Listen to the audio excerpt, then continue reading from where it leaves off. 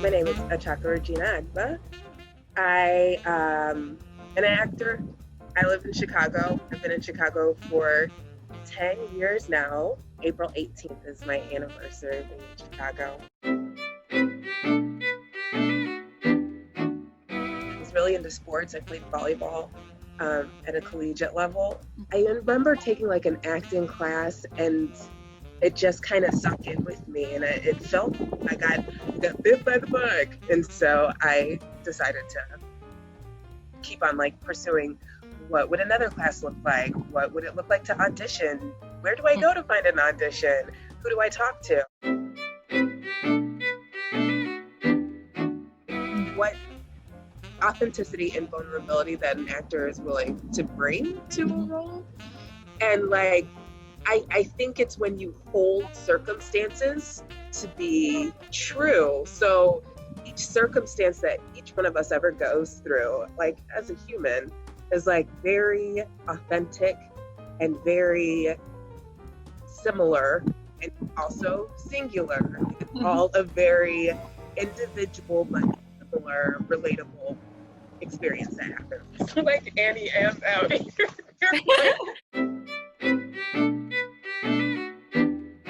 Micro would be like individual details that you are bringing to, like maybe physicality. A macro would be like the actual big circumstances that would be listed in a synopsis. Circumstance is like everybody has a particular circumstance that they're in. Okay, how about this? We are all one, and we're actually all capable of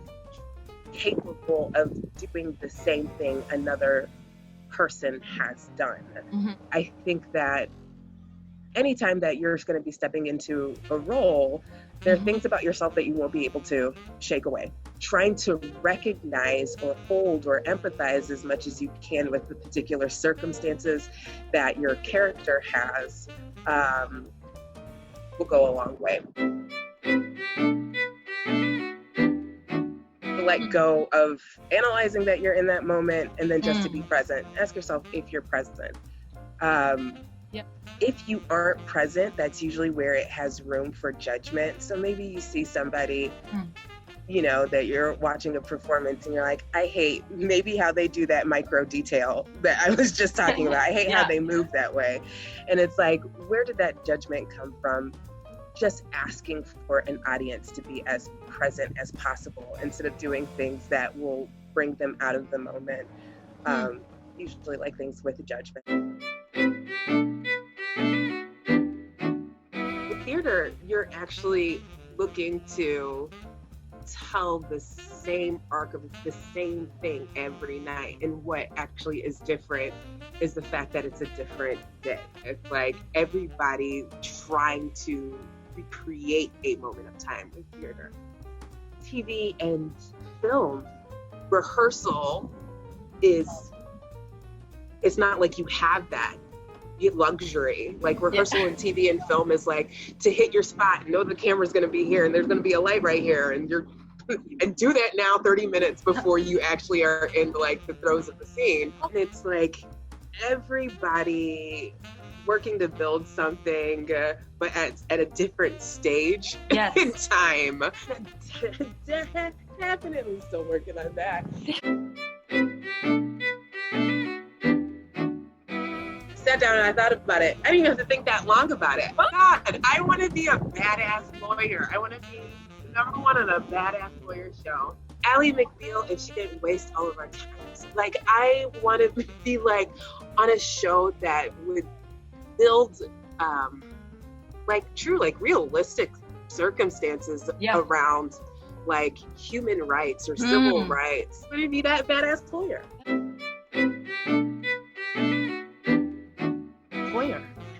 I like law, not necessarily justice in this way that we have a system that has been set up, and the word justice is loaded, and who knows how like it can actually be served. Good lawyer is something that like I look up to. It makes me think of Ruth Bader Ginsburg. Rest in power. Total chaos. And I Honestly, I'm lucky for the people that I have in my life. Auditions, Yeah. just for like, if it's during a time when like we're like pilot season, I don't have enough knowledge about what goes on like in the backgrounds of what happens, and it's like, oh my god, what am I supposed to do with this? Why is the audition tomorrow with 11 sides? And it's like, if you're not available somehow, professional is your ability to drop everything. It kind of really sucks. That's the life I've picked. And it's easy to get sucked up in it. Like, you're asked to be thankful for that. You can get sucked up in this like cyclone of like moving from one audition to the next. Don't ask yourself what you need right now. And so like things that are whittling away about you, whether it actually be physically, because you're not physically taking care of yourself. I'm still working on that. I'm still working on not letting myself float, like just to remind myself to be grounded. So like daily meditation is a must. Like, I'm trying to remember what it was like before that, before being like, I need to meditate every day. It is a field that clearly there is money in. The nation actually makes from entertainment alone. And, and when I mean entertainment, I mean actual theater, and then the movie and film and TV industry. When you are like booking work, like think about like you keep on auditioning and auditioning, and then you book something. It's to like actually, you can actually support yourself off of that break that you finally got. Even though there's more content, the pay is less, and like you need to book so much more to even think about being able to qualify for health insurance. I'm not getting paid enough to even make the amount of money to qualify, but I'm giving so much of this time, and then to throw a pandemic on top of it, we are like, it's a lot, and I feel like it's underappreciated. So like, I don't know how the system shifts. I don't know what exactly, we're all in the middle of figuring out how this shifts right now. Ungrounded. Yeah. A lot of the ungrounding is just the process of trying to do what we love, and we actually work really, really hard.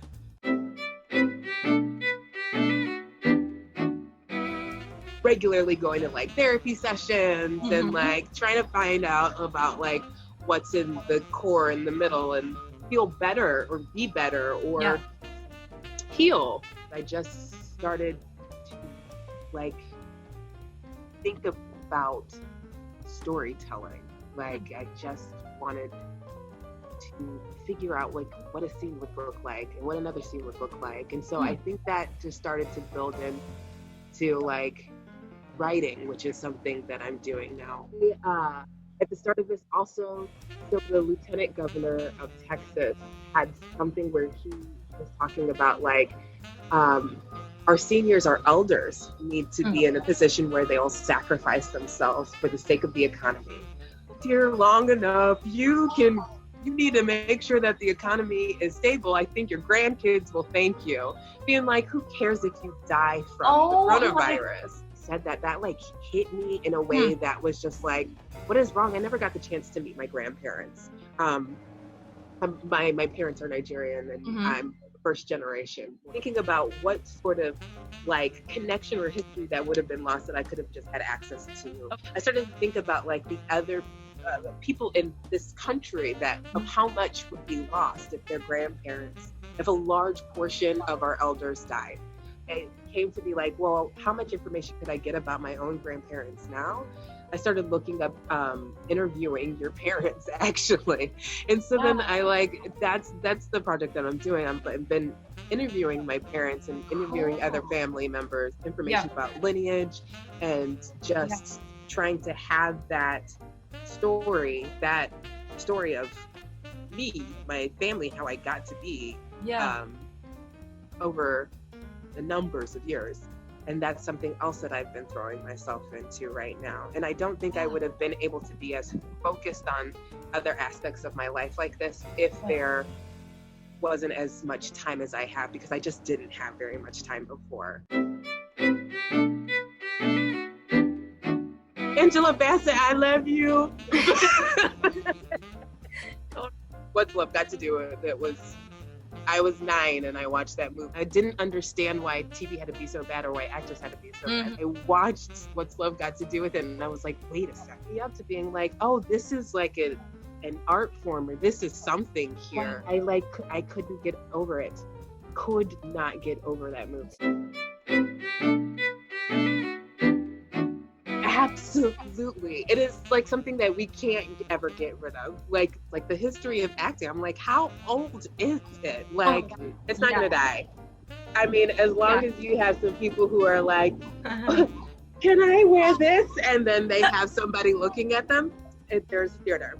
You know, like if there's a caravan or like an SUV that can carry a prop set, like I think of puppets, I think of like what it is that we find in the theater that we come and we gather around, like at our core, like a fire where we roast meat. In that sense, I'm like, I don't ever worry about theater. I just don't know about all the different ways to envision it. Like, we're absolutely at a stagnant place. We were before this pandemic.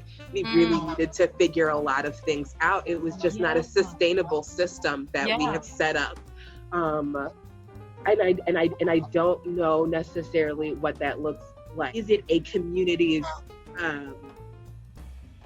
responsibility to nurture and respect art, because art just is not respected, even though it's consumed so much. This was so much fun. Good, I'm so glad. Cool. Have a good day. Bye. You too.